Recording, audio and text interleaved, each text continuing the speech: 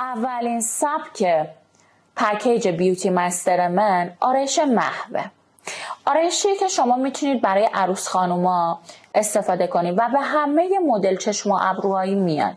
چشای دور، چشای نزدیک، چش ریز، چش قلمبه، چش درشت، چش سرپایین، چش سربالا.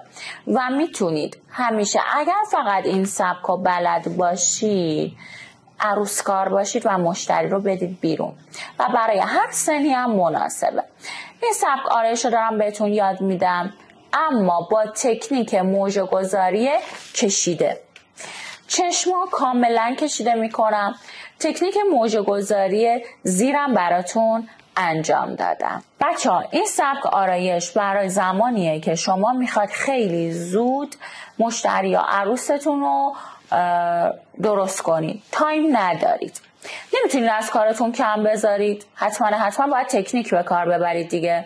میتونید از سایه محو استفاده کنید، موژه های کشیده و تکنیک پوستی که کمترین زمان رو برای شما خرج میکنه ولی کاملا کانتور شده و شاینه. پس در نتیجه این آرایش پر از تکنیکه برای زمانهایی که شما تایم ندارید. امیدوارم که لذت ببرید.